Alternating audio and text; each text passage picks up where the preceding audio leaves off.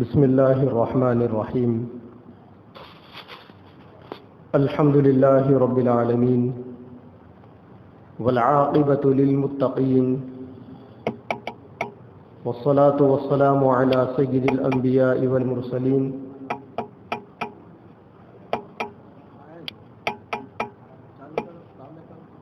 وعلى آله وأصحابه أجمعين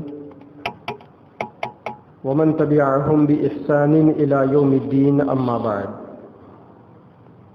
فأعوذ بالله من الشيطان الرجيم. بسم الله الرحمن الرحيم.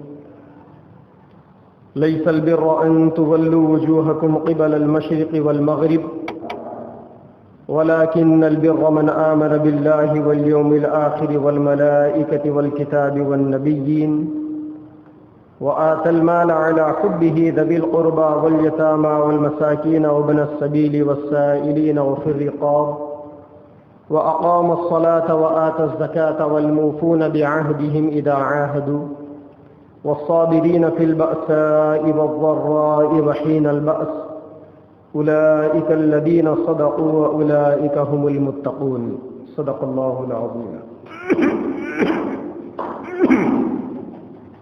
قال النبي صلى الله عليه وسلم: بني الإسلام على 5: شهادة أن لا إله إلا الله وأن محمدا عبده ورسوله وإقام الصلاة وإيتاء الزكاة والحج وصوم رمضان. وقال عليه الصلاة والسلام: من كان آخر كلامه لا إله إلا الله دخل الجنة. صدق الله العظيم. عزیز دوستو، اللہ تبارک و تعالی نے سچا دین اسلام کو بنایا ہے، اور اللہ تبارک و تعالی کے نزدیک زندگی گزارنے کے طور طریقوں میں سب سے اچھے طریقے اسلام کے طریقے ہیں، جو جناب محمد رسول اللہ صلی اللہ علیہ وسلم کی مبارک سنتوں کے مطابق ہو۔ اللہ تبارک و تعالی نے فرمایا: وَمَن يَبْتَغِ غَيْرَ الْإِسْلَامِ دِينًا فَلَن يُقْبَلَ مِنْهُ۔ جو آدمی تم میں سے اپنے دین سے پھر جائے اور کافر ہونے کی حالت میں مر جائے تو ایسے لوگوں کے نیک اعمال دنیا اور آخرت میں سب غارت ہو جائیں گے۔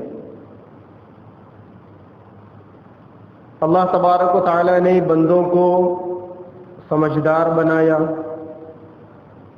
انہیں سمجھداری عطا فرمائی جس سے وہ گناہ اور ثواب کے کام اپنے اختیار سے کرتے ہیں۔ گناہ کے کام سے اللہ تبارک و تعالی ناراض اور ثواب کے کام سے خوش ہوتے ہیں۔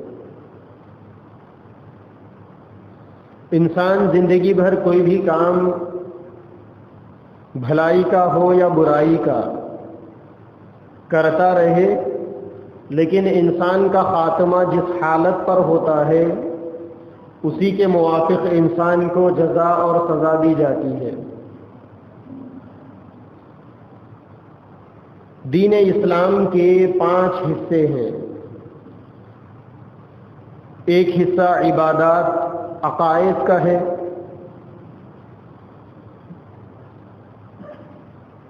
کہ جس میں انسان کو اپنے دل سے اور اپنے زبان سے اس بات کا اقرار کرنا ہوتا ہے کہ اللہ کے علاوہ کوئی معبود نہیں، محمد رسول اللہ صلی اللہ علیہ وسلم نے جس چیز کی جس طور پر خبر دی ہے وہ حق ہے۔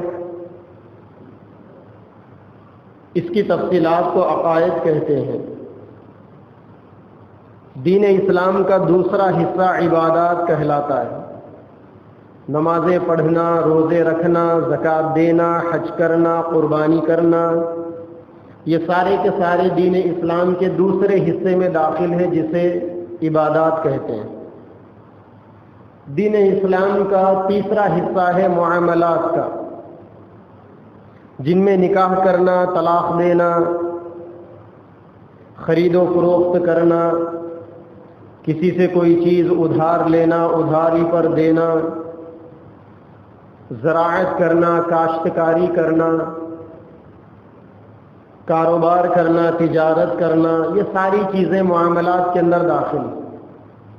معاملات کا مطلب یہ نہیں ہے کہ دین یہ سکھاتا ہے کہ کھیتی میں کون سی فصل لگانی چاہیے، کاروبار میں کون سا کاروبار کرنا چاہیے، یہ تفصیل نہیں، بلکہ اسلام یہ کہتا ہے کہ چاہے کاروبار کرو، چاہے کھیتی کرو، دوسروں کا نقصان مت کرو اور اپنے معاملات میں اللہ تبارک و تعالیٰ سے ڈرو۔ دین اسلام کا چوتھا حصہ ہوتا ہے معاشرت کا، اٹھنا بیٹھنا،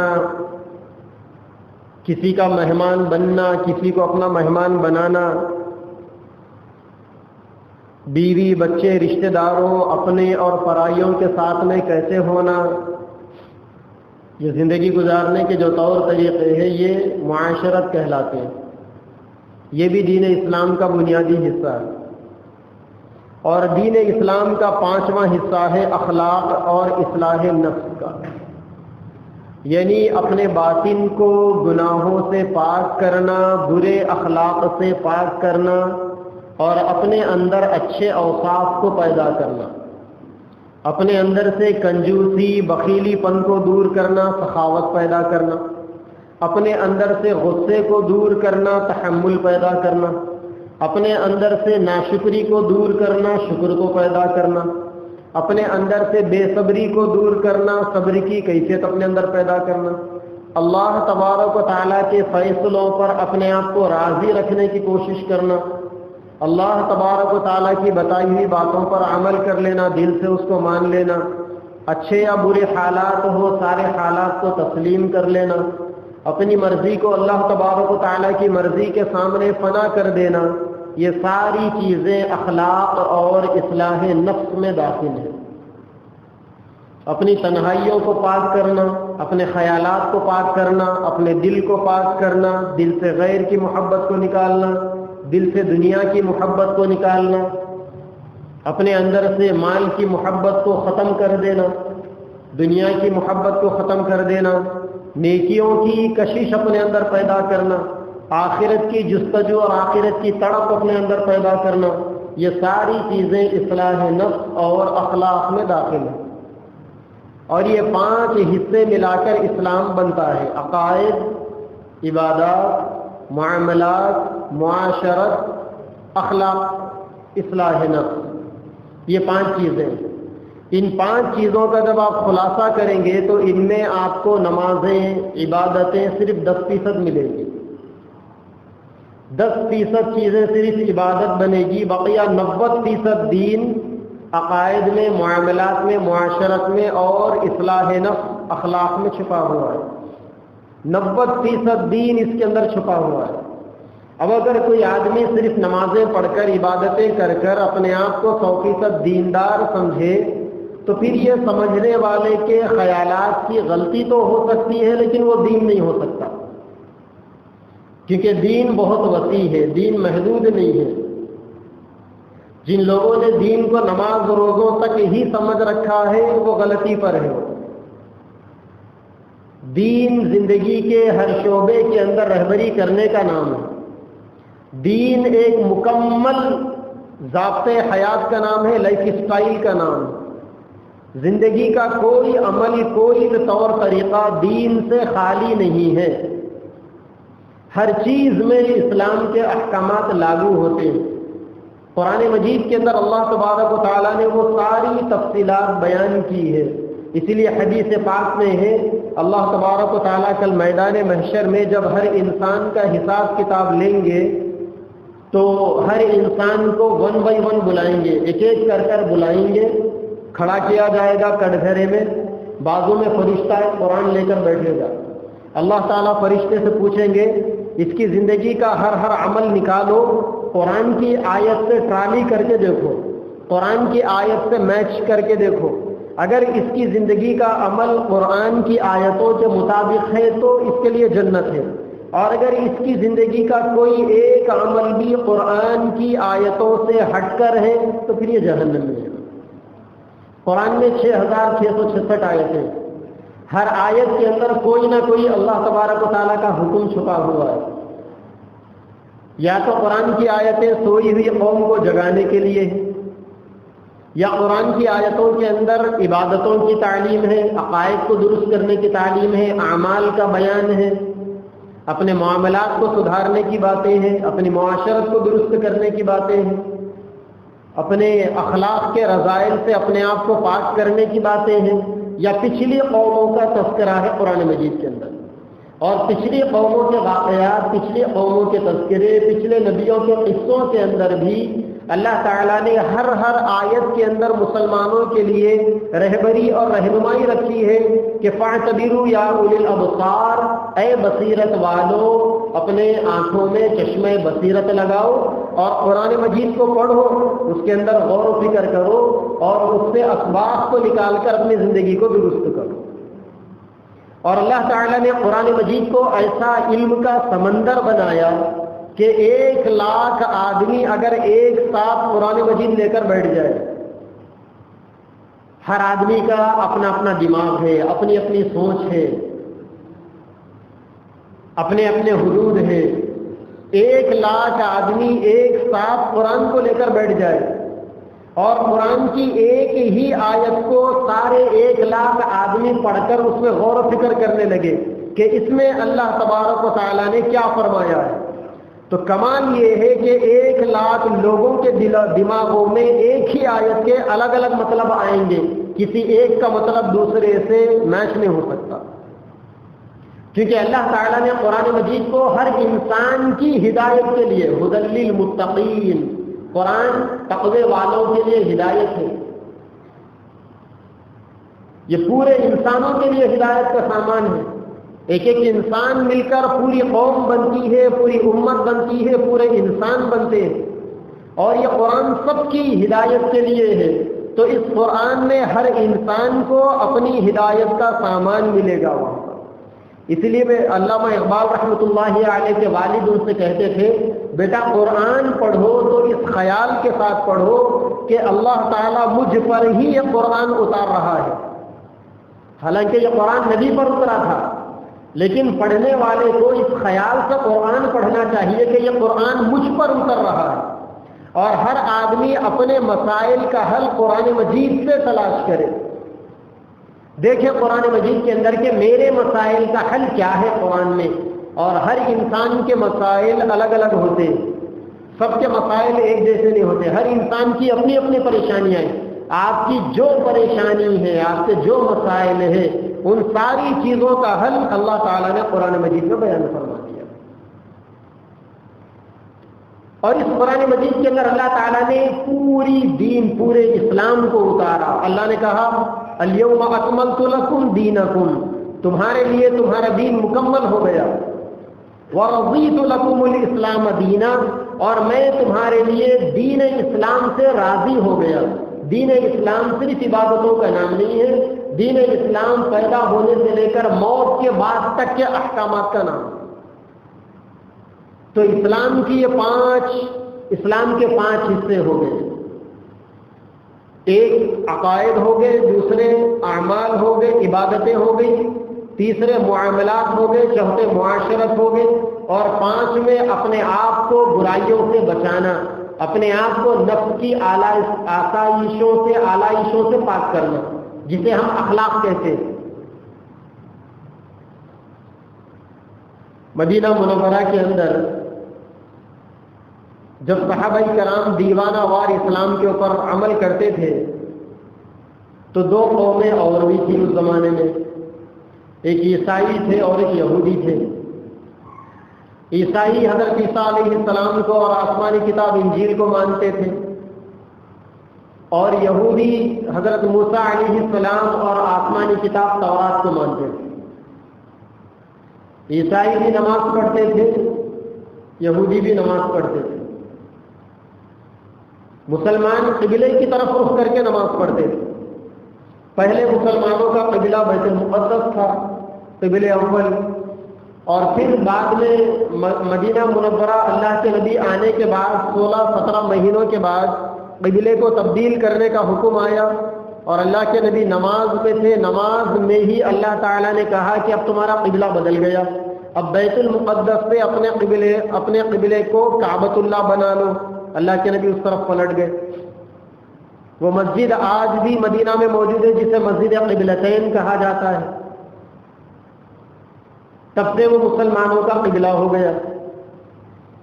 جب مسلمان 100% دین پر عمل کرتے تھے تو یہودی اور عیسائی، یہودیوں کو مسلمانوں سے چڑ تھی اور انہیں اس بات سے آپتی تھی، الرجی تھی کہ یہ آخری نبی ہمارے خاندان میں کیوں نہیں آئے، اسماعیل علیہ السلام کے خاندان میں کیوں آئے؟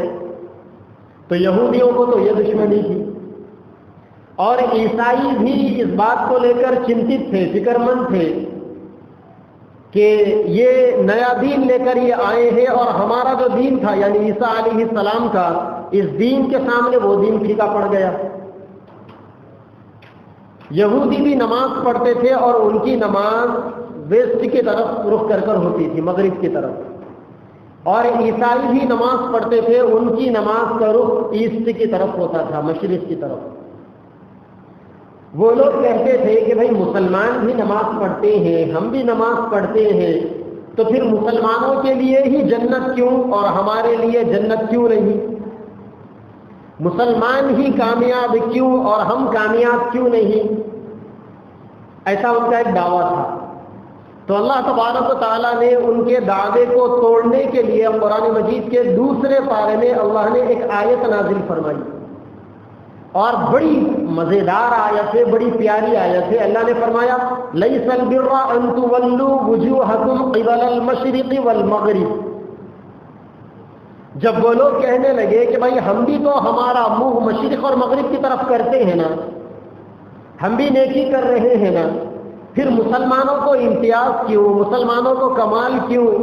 تو اللہ تعالیٰ نے فرمایا لیس البر ان تولوا وجوہکم قبل المشرق والمغرب، نیکی یہ نہیں ہے کہ تم اپنا منہ ایسٹ کی طرف کرو یا ویسٹ کی طرف کرو، نیکی یہ نہیں ہے کہ تم اپنا رخ مشرق کی طرف کرو یا مغرب کی طرف کرو۔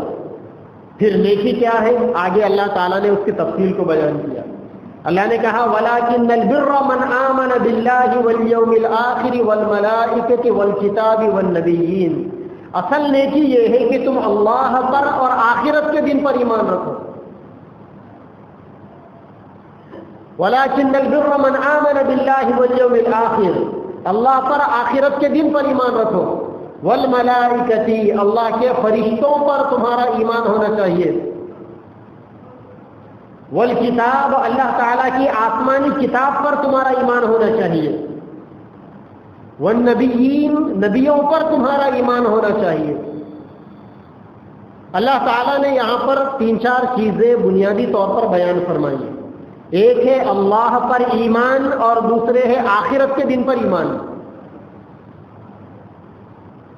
پھر اس کے بعد فرشتوں پر ایمان رکھنا۔ جہاں تک فرشتوں کی بات آتی ہے تو ان لوگوں نے یہ خیال اپنی طرف سے پیدا کر لیا تھا کہ فرشتے اللہ کی بیٹیاں ہیں، اور اللہ تعالیٰ نے یہاں پر ان کے اس خیال کو توڑا اور یہ کہا کہ فرشتے اللہ کی بیٹیاں نہیں ہیں، فرشتے بھی اللہ تعالیٰ کی ایک مخلوق ہے جو اللہ تبارک و تعالیٰ کی طرف سے ان کو جو کام دیا گیا، جو ڈیوٹی دی گئی، اس کو پورا کرتے ہیں۔ وہ کتاب کے بارے میں اللہ نے کہا کہ جو آسمانی کتابیں ہیں ان ساری کتابوں کو فالو کرنا ہے، لیکن یہ لوگ کیا تھے، اپنی کتابوں کو تو مانتے تھے لیکن اللہ کی کتابوں میں قرآن مجید جو کتاب تھی اس کو نہیں مانتے تھے لوگ۔ اللہ تعالیٰ نے کہا کہ قرآن مجید بھی اللہ کی کتاب ہے، اور جب قرآن مجید اللہ کی طرف سے اتر گیا تو قرآن سے پہلے جتنی کتابیں آئی تھی اب وہ ساری کی ساری کتابیں منسوخ ہیں، اب ان کتابوں کے اوپر عمل نہیں ہوگا، عمل صرف اور صرف قرآن مجید کے اوپر ہوگا۔ والنبیین، نبیوں کا تذکرہ۔ یہ لوگ کیا کرتے تھے، یہودیوں نے اللہ تعالیٰ کے پیغمبروں کا قتل کیا تھا، انہوں نے نبیوں کا مرڈر کیا تھا، یحییٰ علیہ السلام کا انہوں نے قتل کیا، حضرت زکریا علیہ السلام کا قتل کیا، حضرت صفوان علیہ السلام کا قتل کیا، حضرت داؤد علیہ السلام کا انہوں نے مرڈر کیا۔ تو اللہ تعالیٰ نے ان کے خیال کو درست کیا کہ صرف مشرق یا مغرب کی طرف چہرہ کر لینے کا نام نیکی نہیں ہے، نیکی کے اندر یہ بھی داخل ہے کہ نبیوں کو مانو، آسمانی کتابوں کو مانو، اللہ کے فرشتوں کو، اللہ تعالیٰ کی مخلوق مانو، اور جیسا اللہ نے انہیں بنایا ہے، جیسا نبی نے ان کے بارے میں تمہیں خبر دی ہے ویسا ہی مانو۔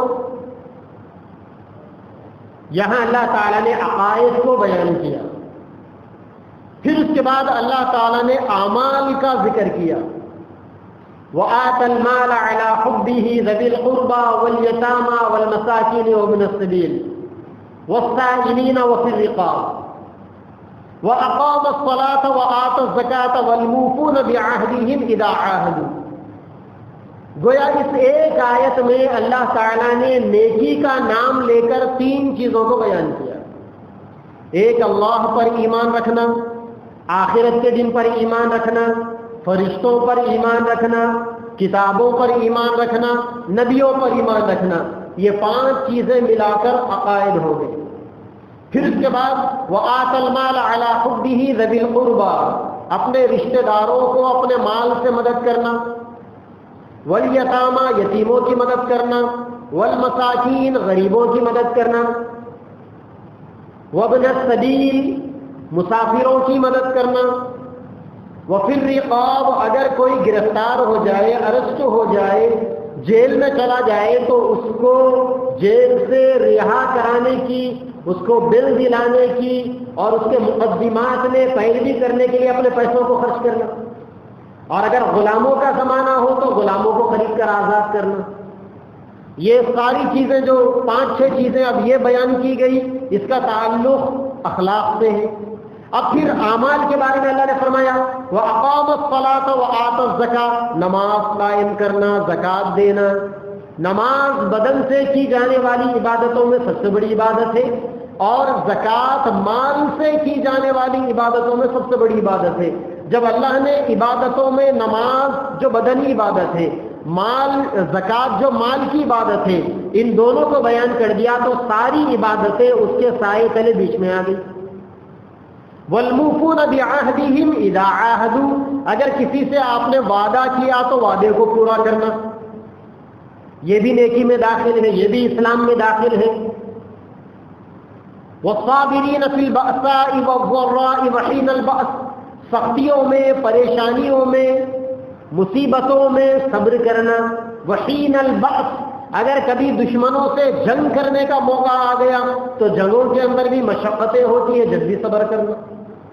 کیونکہ اللہ تعالیٰ نے جب یہ آیت نازل فرمائی اور اس کا ٹارگٹ سیدھا یہودی اور عیسائی تھے، تو یہودیوں کے اندر ایک بیماری یہ تھی، جب اللہ تعالیٰ نے ان یہودیوں سے کہا تھا کہ موسیٰ علیہ السلام کے ساتھ میں جاؤ اور جا کر قوم عمالقہ سے جنگ کرو، تو یہودیوں نے سیدنا موسیٰ علیہ السلام سے کہا تھا کہ ہم یہیں پر بیٹھے رہیں گے، اے موسیٰ تم اور تمہارا خدا جا کر دشمنوں سے لڑ لو۔ اذهب انت وربك فقاتلا انا هاهنا قاعدون، اے موسیٰ تم جاؤ، تمہارا خدا جاؤ، ہمارے دشمنوں سے جنگ کر لو، ہم تو یہیں پر بیٹھے رہیں گے صاحب۔ جب تم اور تمہارا خدا جنگ جیت جائے تو آ کے ہم سے کہنا، پھر ہم مزے لوٹیں گے جا کر۔ تو اللہ نے جب یہ آیت شریفہ نازل فرمائی اور ان چیزوں کو اللہ تعالیٰ نے بیان کیا، تو عیسائیوں میں، یہودیوں میں مذہب کے نام پر جو گندگیاں، جو غلط خیالات پہلے سے چلے آ رہے تھے، اللہ نے اس ایک آیت کے اندر سارے گندے خیالات کو دھو دیا۔ اور اس ایک آیت میں اللہ تبارک و تعالیٰ نے یہ کلیئر کر دیا کہ اسلام صرف مشرق اور مغرب کی طرف رخ کر کے عبادت کرنے کا نام نہیں ہے، بلکہ اسلام تو اس دین کا نام ہے جس کے اندر عقائد بھی ہے، اعمال بھی ہے، اخلاق بھی ہے۔ گویا اس ایک آیت میں اللہ تعالیٰ نے اسلام کی ان 3 اہم بنیادوں کو بیان کیا کہ تمہارے عقائد درست ہونے چاہیے، تمہارے اعمال درست ہونے چاہیے، اور تمہارے اخلاق درست ہونے چاہیے۔ اب یہاں جب ہم عقائد کی اگر بات لے لیتے ہیں تو عقائد میں پہلی چیز ہے اللہ تبارک و تعالیٰ پر ایمان لانے کی۔ اللہ تبارک و تعالیٰ پر ایمان لانے میں 2 چیزیں خاص طور پر ہیں۔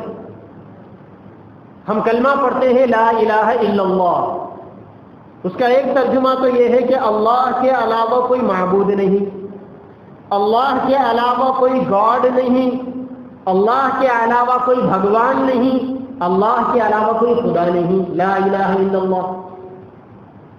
وہیں پر اس لا الہ الا اللہ کا ایک اور مطلب یہ بھی ہے، لا معبود الا اللہ، اللہ کے علاوہ کسی اور کی عبادت ہو ہی نہیں سکتی۔ عبادت اور بندگی جو ہے یہ بندے اور رب کا ایک ریلیشن ہے، خالق اور مخلوق کے درمیان میں، ساجد اور مسجود کے درمیان میں، رب اور مربوب کے درمیان میں جو ایک گہرا کنیکشن ہے اس کو عبادت کہتے ہیں۔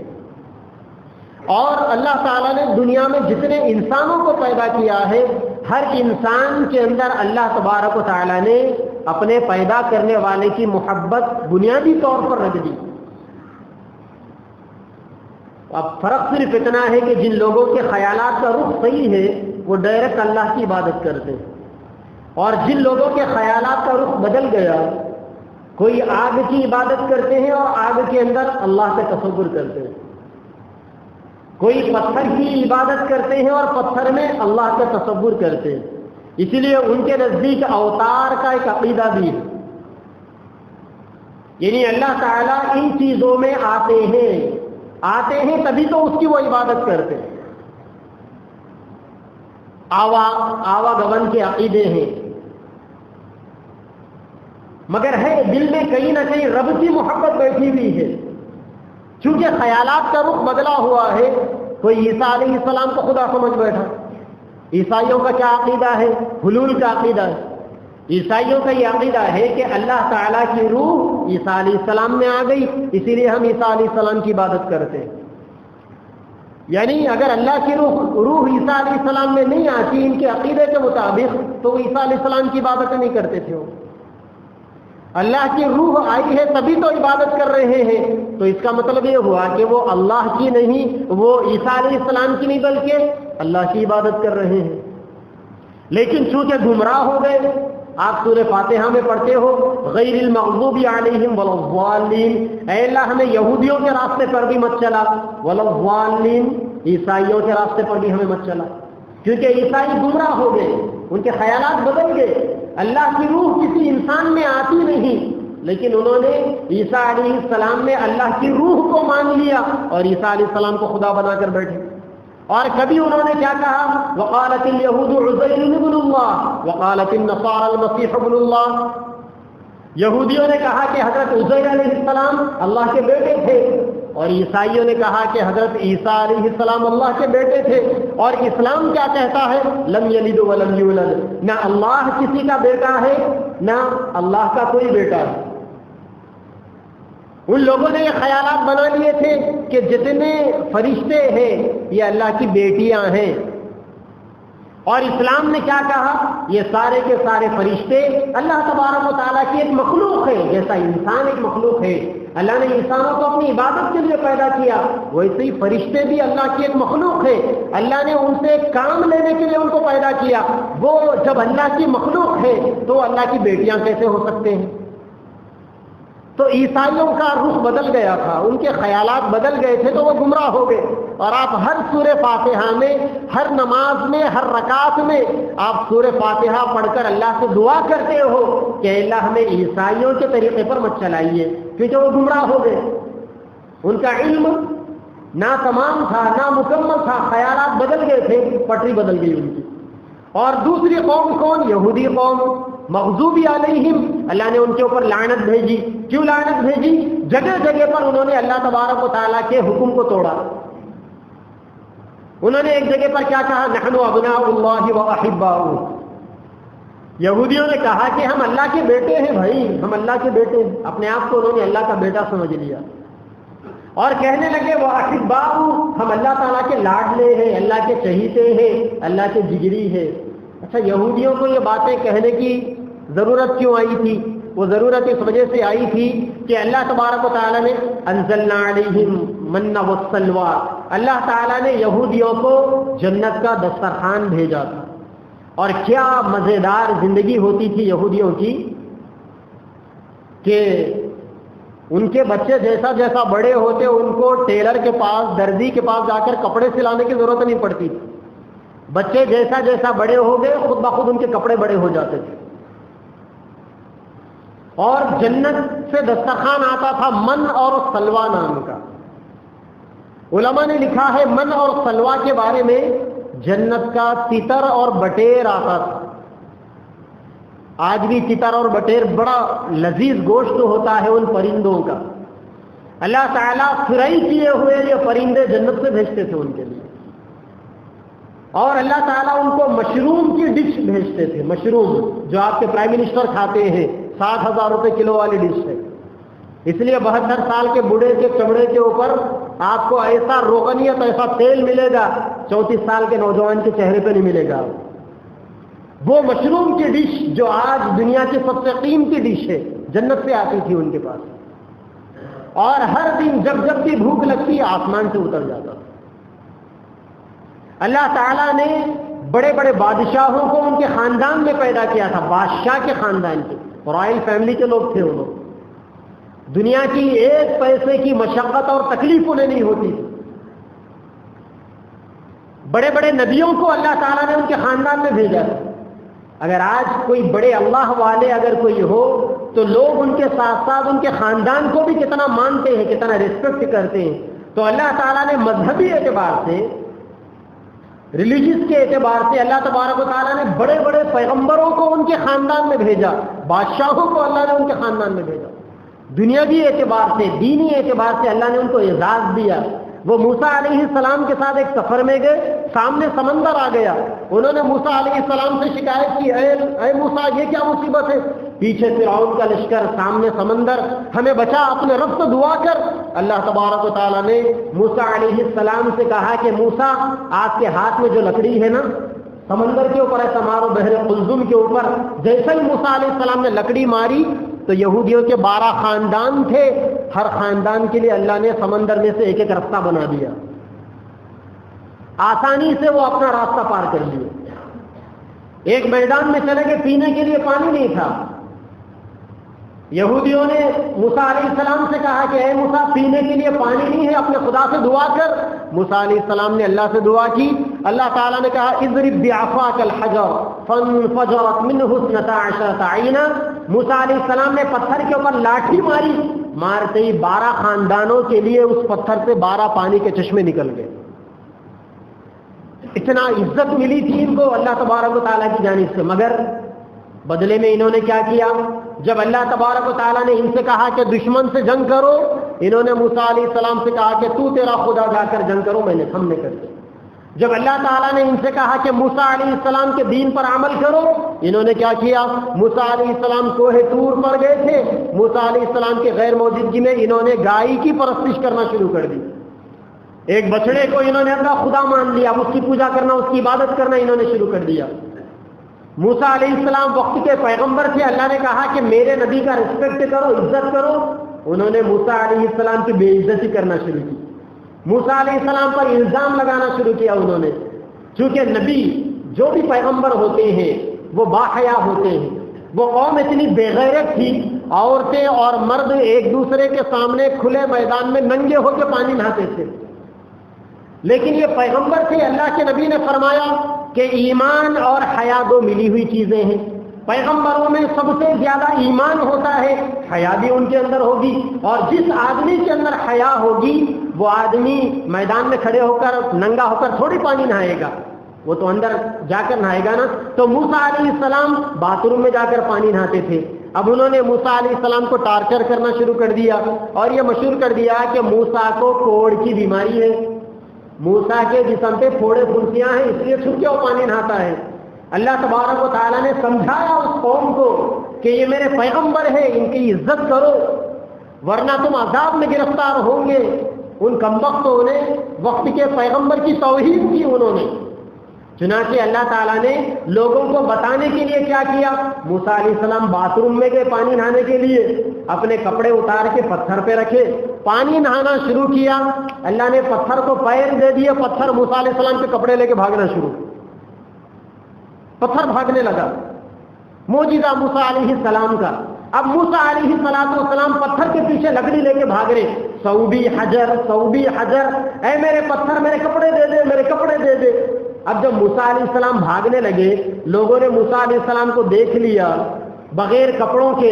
تو لوگوں نے کہا کہ ارے ان کو تو جسم کے اوپر کوئی بیماری نہیں ہے, کوئی پھوڑے پھنسیاں نہیں ہے, کوئی چیچک کے یا کسی بیماری کے داغ نہیں ہے. سب لوگوں کو پتا چلا. اللہ تبارک و تعالیٰ کو یہ تدبیر کروانی پڑی کہ لوگوں نے موسیٰ علیہ السلام کی باڈی کے اوپر جو الزامات لگائے تھے ان الزامات کو دور کرنے کے لیے پتھر کو بھگانا پڑا. پھر موسیٰ علیہ السلام پر اس قوم نے زنا کا الزام لگایا. قارون جو موسیٰ علیہ السلام کا چچیرا بھائی تھا, اس نے ایک عورت کو پیسے کھلائے. اس عورت نے مارکیٹ میں کھڑے ہو کر اعلان کیا کہ موسیٰ نے میرے ساتھ زنا کیا, نعوذ باللہ. وقت کے پیغمبر سے موسیٰ علیہ السلام سجدے میں گر گئے, اللہ تبارک و تعالیٰ سے دعا کی. اللہ تعالیٰ نے الزام لگانے کا جو پلان کرنے والا تھا ماسٹر مائنڈ, اللہ نے اس کو زمین میں دھسا دیا. ان قارون كان من قوم موسى فبغى عليهم وآتيناه من الكنوز ما إن مفاتحه لتنوء بالعصبة أولي القوة إذ قال له قومه لا تفرح إن الله لا يحب الفرحين. اللہ تبارک و تعالیٰ نے قارون کو اتنے بڑے بڑے خزانے دیے تھے, لیکن اس نے وقت کے پیغمبر کے اوپر الزام لگایا. اللہ تعالیٰ نے انجام کار قارون کو زمین میں دھسا دیا. تو جب یہ آیت شریفہ نازل ہوئی لیس البر ان تولوا وجوہکم والی, اللہ تعالیٰ نے اس ایک آیت کے اندر قیامت تک آنے والے مسلمانوں کا جو دین ہے, جس کو نبی پاک صلی اللہ علیہ وسلم لے کر آئے ہیں, اس دین کی بنیادوں کو اللہ نے بتایا کہ اس دین کی بنیاد خاص طور پر 3 چیزیں ہیں. ایک عقائد, دوسرے اعمال اور تیسرے اخلاق. عقائد کا مطلب اپنے خیالات کو, اپنے دل کے رخ کو ویسا ہی بنانا جیسا کہ اللہ کے نبی صلی اللہ علیہ وسلم نے بتایا. اعمال اپنے ویسے ہی رکھنا جیسا کہ نبی نے کر کر بتائے, اور اپنے اخلاق, اپنا بیہیویئر ویسا ہی بنانا جیسا کہ نبی پاک صلی اللہ علیہ وسلم نے اپنے بیہیویئر کو بنا کر اپنے آپ کو لوگوں کے سامنے پیش کیا تھا. اور ساتھ ہی ساتھ اس میں پچھلی قوموں, یہودیوں کے بارے میں, عیسائیوں کے بارے میں ان کی جو غلطیاں تھیں اللہ نے ساری غلطیوں کو صاف کر دیا ہو کر. تو جب عقائد کی بات آتی ہے تو بنیادی طور پر یہ بات آتی ہے کہ مسلمان اس بات کا اعتراف کرے کہ اللہ کے علاوہ کوئی عبادت کے لائق نہیں, اور اسی بات کا اعتراف ہم سورہ فاتحہ کے اندر یوں کہہ کر کرتے ہیں, ایاک نعبد, اے اللہ ہم آپ ہی کی عبادت کرتے ہیں. انسان اللہ کے علاوہ کسی اور کی عبادت نہیں کرتا. اور ہر نماز کے اندر سورہ فاتحہ میں ہم اللہ کے سامنے کھڑے ہو کر اعلان کرتے ہیں, اے اللہ ہم آپ ہی کی عبادت کرتے ہیں. وَإِيَّاكَ نَسْتَعِينُ, اور ہم آپ ہی سے مدد مانگتے ہیں. ہاں, یہ رخ بھی ضروری ہے انسانوں کا. اگر کوئی انسان اللہ کی عبادت کرے لیکن مدد اللہ کے بندوں سے مانگے, مدد درگاہوں کے اوپر جا کر مانگے, مدد اپنے مرشدوں کے پاس جا کر مانگے, مدد پیروں کے نام پر, ولیوں کے نام پر نیاز کر کر, منتیں مانگ کر اگر مدد مانگے, تو سمجھ لو کہ پھر یہ آدمی کے عقائد کا رخ درست نہیں ہے. وہاں اپنے عقائد کے رخ کو درست کرنے کی ضرورت ہے. صرف زبان سے ایاک نعبد و ایاک نستعین کہنا کافی نہیں ہے, بلکہ آپ پریکٹیکل آپ کو وہ بتانا پڑے گا, آپ کو یہ دکھانا پڑے گا کہ میں صرف اللہ کی عبادت کرتا ہوں. اللہ کے نبی صلی اللہ علیہ وسلم نے فرمایا, قیامت کے دن اللہ تبارک و تعالی 70,000 لوگوں کو میری امت کے اٹھائیں گے اور بغیر حساب کتاب کے جنت میں داخل کریں گے. صحابہ نے پوچھا, یا رسول اللہ وہ کون لوگ ہوں گے؟ اللہ کے نبی نے فرمایا, وہ لوگ ہوں گے جو عاملوں کے پاس, جادوگروں کے پاس, کاہنوں اور ساحروں کے پاس نہیں جائیں گے, فال کھلانے کے لیے نہیں جائیں گے, بدشگونی نہیں لیں گے, اور وہ اللہ تبارک و تعالی وعلی ربہم یتوکلون, وہ لوگ اللہ پر بھروسہ کریں گے. ہر انسان کی زندگی کے اندر حالات آتے ہیں, اچھے حالات, برے حالات. جس طریقے سے انسان اچھے حالات کو خوشی سے, شکر کے ساتھ برداشت کر لیتا ہے, گزار لیتا ہے, ایسے ایک ایمان والا وہ ہے جو برے حالات کو صبر کے ساتھ گزارے. والصابرین فی البأساء والضراء وحین البأس, جنگ کے موقع پر، مصیبتوں کے موقع پر، پریشانیوں کے موقع پر، زندگی میں اگر کوئی سختیاں آئی ہیں، ان سختیوں کے موقع پر آپ کا کام نہیں بن رہا ہے، اس موقع پر آپ کے بچوں کے رشتے نہیں ہو رہے ہیں، اس موقع پر آپ کو اولاد نہیں ہو رہی ہے، اس موقع پر آپ کا کاروبار ترقی نہیں کر رہا ہے، اس موقع پر آپ کو ملازمتیں، نوکریاں نہیں مل رہی ہے، اس موقع پر، یہ سارے موقعوں پر صبر کرنا یہ ایک ایمان والے ہونے کی علامت ہے۔ یہ نہیں کہ آپ ان حالاتوں کے اندر تنگ ہو جائیں، پریشان ہو جائیں، آپ درگاہوں کے اوپر چلے جائیں، آپ کسی اور کے سامنے چلے جائیں، ان کے پاس جا کر منت سماجت کرنے والے بن جائیں اور آپ بدشگونی لینے والے بنے۔ گھر کے اندر گھوڑ پھوڑ آ گیا اور آپ کو بدشگونی چڑھ گئی کہ صاحب جس گھر کے اندر گھوڑ پھوڑ آ جائے گا وہ گھر ویران ہو جائے گا، چلو گھر بیچ کر دوسری جگہ گھر خریدیں گے۔ آپ کے گھر کے اوپر، آپ کے گھر میں جھاڑ تھا، اس کے اوپر آ کر الو بیٹھ گیا، الو آ کر بیٹھ گیا، آپ نے بدشگونی لے لی کہ جس گھر کے اوپر الو بیٹھ جاتا ہے وہ گھر ویران ہو جاتا ہے۔ آپ نے بچوں کی شادی کر دی، نیا داماد آ گیا گھر میں، نئی بہو آ گئی، اور کسی وجہ سے کچھ حالات آ گئے، اب آپ بدشگونی لینا شروع کر دیے۔ کتنے منحوس قدم ہیں داماد کے، کتنے منحوس قدم ہیں بہو کے، کہ جب سے وہ آئے ہیں تبھی سے یہ حالات خراب ہو گئے۔ گھر کے اندر کالا کوا آ کر آپ کے کائیں کائیں کرنے لگا اور آپ نے بدشگونی لے لی کہ صاحب کالا کوا آواز دے رہا ہے، خالہ آئیں گے یا گھر میں مہمان آئیں گے۔ آپ کسی کام سے نکل رہے ہیں، سامنے کالی بلی آ گئی، آپ نے یہ کہا کالی بلی کیا، کوئی بھی بلی آ گئی، آپ نے چلو چلو چلو چلو واپس چلو، راستہ کاٹنے کے لیے بلی آ گئی، اب کام نہیں بنیں گے۔ یہ جتنے بھی خیالات ہیں، فاسدہ خیالات، ان خیالات سے اپنے دل و دماغ کو پاک کرنے کی ضرورت ہے۔ جب تک آپ ان خیالات سے اپنے آپ کو پاک نہیں کریں گے، آپ کا ایمان خالص نہیں ہو سکتا۔ اور اللہ نے کیا کہا، وَمَا أُمِرُوا إِلَّا لِيَعْبُدُوا اللَّهَ مُخْلِصِينَ لَهُ الدِّينَ، اے لوگوں دین کو اللہ کے لیے خاص کر دو۔ اب اس میں جو ہے کسی دوسروں کو شریک کرنے کا موقع نہیں ہو سکتا، اس کے اندر دوسروں کو شریک کرنے کا موقع نہیں ہو سکتا۔ مسلمانوں کو درگاہوں پر جانے سے روکا نہیں گیا، آپ بالکل جائیے، قبرستان جائیے، درگاہوں کو جائیے، فاتحہ پڑھیے، لیکن جا کر درگاہوں سے اپنی امیدوں کو وابستہ کرنا یہ اسلام کے اندر شرک ہے۔ ولیوں کے پاس جانا ممنوع نہیں ہے، عاملوں کے پاس جانا ممنوع نہیں ہے، لیکن وہاں جا کر اپنا ایمان ان کے قدموں میں گروی رکھ دینا یہ ممنوع ہے۔ بعض لوگوں کا یہ خیال ہے کہ ہم جو بھی کرتے ہیں نا ہمارے مرشد کو اس کا پتہ چل جاتا ہے، یہ غلط خیالات ہیں۔ بھائی غیب کا علم تو اللہ کو ہے، آپ کے مرشد کو اس کا علم نہیں ہوتا۔ آپ نے دیکھا ہوگا، آپ عامل صاحب کے پاس چلے گئے، صاحب ہمارے گھر سے سونا چوری ہو گیا، اب عامل صاحب آپ کو یہ کہہ رہے ہیں کہ آپ کی گلی میں سونا اس آدمی نے چوری کیا جس کی گلی میں ایک کالا گیٹ ہے۔ اب کالا گیٹ کون سی گلی میں نہیں، اس نے کہہ دیا کہ آپ کا جو جس نے چوری کیا ہے نا اس کے گھر کے اندر درخت لگا ہوا ہے، درخت کن گھروں کے اندر نہیں، یہ کوئی علامت ہے؟ عامل صاحب آپ سے کہہ دیں گے کہ جس نے چوری کیا نا اس کا نام ایم سے شروع ہوتا ہے۔ اب آپ خیالات پکانے بیٹھ گئے کہ ایم سے کس کا نام شروع ہوگا۔ آپ چلے گئے، آپ کو بتا دیا گیا بھائی بیماریاں ہیں، انسان ہے، بیماریاں آئیں گے۔ آپ کو بتا دیا گیا کہ آپ کی بیٹی کے فلاں سسرالی رشتہ داروں نے کرتوت کر دیا۔ اب آپ اندازہ کر رہے ہیں 4 بیٹیاں کس نے کیا ہوگا، وہ فلاں موقع پر انہوں نے سختی سے بات کی ہو نہ ہو انہوں نے کیا ہوگا۔ یہ سارے وسوسے، اسی لیے اللہ تعالیٰ نے قرآن مجید کی سب سے آخری آیت سورہ ناس کے اندر اللہ نے کیا فرمایا، من الجنۃ والناس، انسانوں کے وسوسوں سے اللہ کی پناہ مانگو، شیطانوں کے وسوسوں سے پناہ مانگو۔ شیطان تو آ کر وسوسے ڈال کر جاتا ہے، یہ انسانوں کے جو وسوسے ہوتے ہیں نا بڑے خطرناک وسوسے ہوتے ہیں، اور وسوسے صرف شیاطین نہیں ڈالتے، انسان بھی ڈالتے ہیں۔ اسی لیے دوستی ہر کسی سے رکھنے کی نہیں ہوتی۔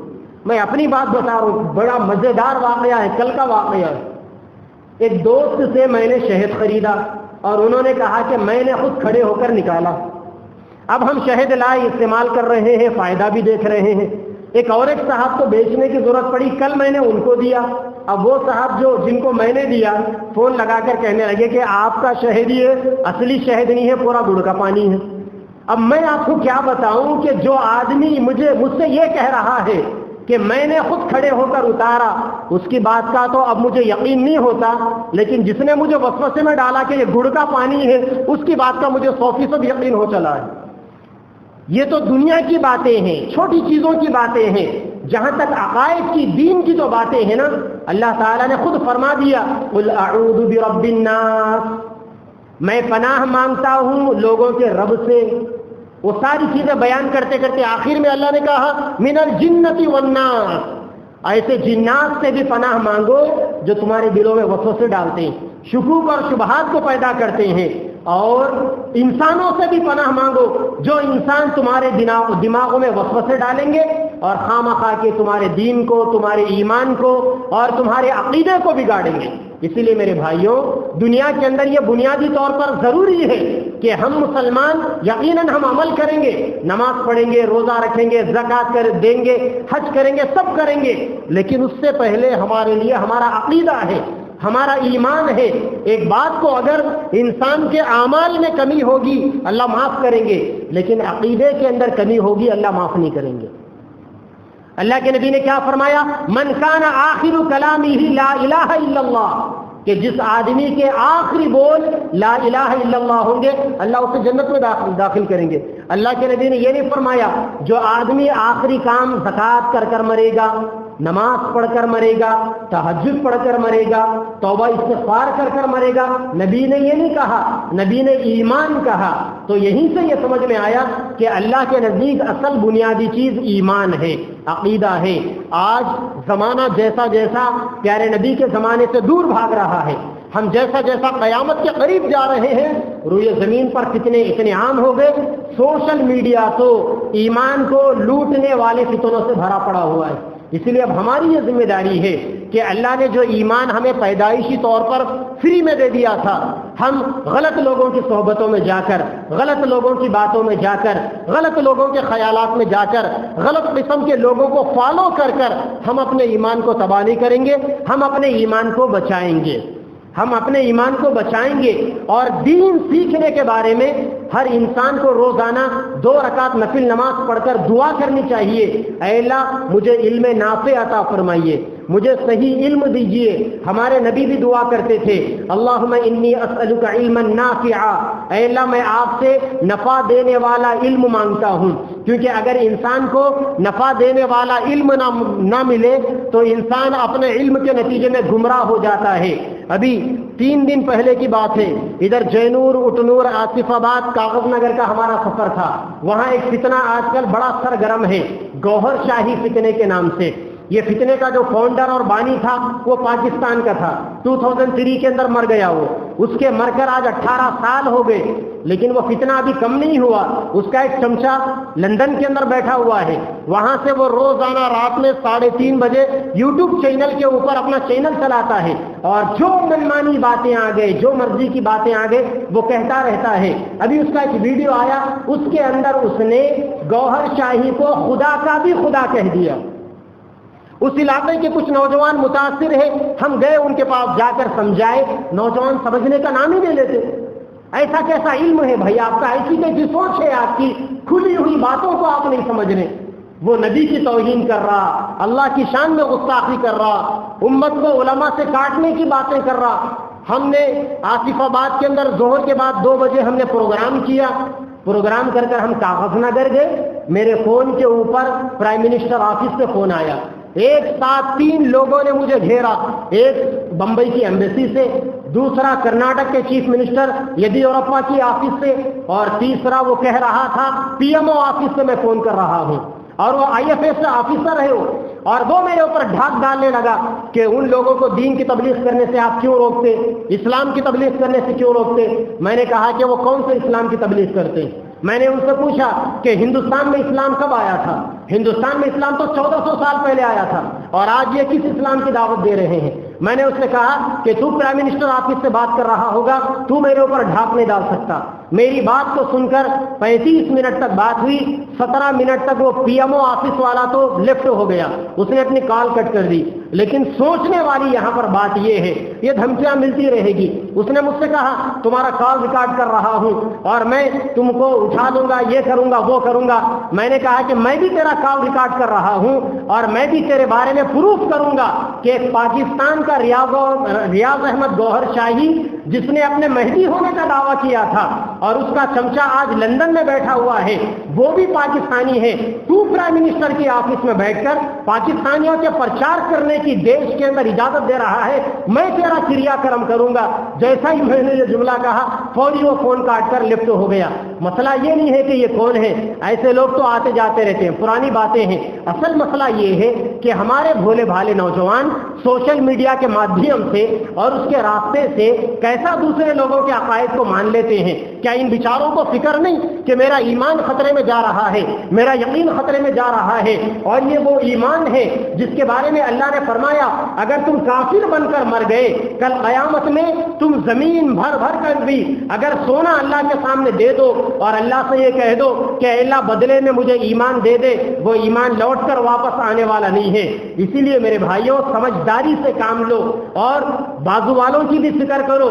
دیکھو کہ یہ سوشل میڈیا کے راستے سے کہیں ہمارے لوگ گمراہ تو نہیں ہو رہے۔ نئے نئے فتنے، چند دن پہلے آپ کے سامنے فیاض کے فتنے کے بارے میں بتایا تھا، پتا چلا مٹولی میں کئی گھرانے اس سے متاثر ہیں۔ یہ ہماری ذمہ داری ہے کہ ہم ہمارے ان بھائیوں کے، اپنے پڑوسیوں کے، اپنے علاقے کے لوگوں کے دین و ایمان کی حفاظت کریں۔ اسی لیے عقیدہ بنیادی چیز ہے، ایمان بنیادی چیز ہے، اس کی فکر کرنا ہے۔ موت تک یہ حالات آتے رہیں گے، جب ہماری موت آئے گی اور ہم تب تک اپنے آپ کو بچا کر رکھیں گے، ایمان کی حالت سے دنیا سے چلے گے، سمجھ لو کہ کامیاب ہو گئے۔ بھلے ہی دنیا کی زندگی ہماری کیسی ہی روٹی چٹنی والی، جھوپڑ پٹی والی کیوں نہ ہو، لیکن میرے بھائیوں ہم دنیا کے بادشاہ بھی بن جائے، موت کے وقت اگر کلمہ نصیب نہ ہو، سمجھ لو کہ انسان دنیا کے اندر آ کر اللہ نے جو مہلت دی تھی آخرت بنانے کی، ہمیشہ ہمیشہ آخرت کو تباہ کر کر جا رہا ہے۔ اللہ تبارک و تعالیٰ سے دعا ہے اللہ ہمارے عقائد کی حفاظت فرمائے، ہمارے علاقے کے لوگوں کے عقائد کی حفاظت فرمائے، پوری دنیا کے مسلمانوں کے عقائد کی حفاظت فرمائے، اور قیامت تک آنے والی ہماری پیڑھیوں کے دین و ایمان اور ان کے عقائد کی اللہ حفاظت فرمائے۔ وآخر دعوانا الحمدللہ رب العالمین۔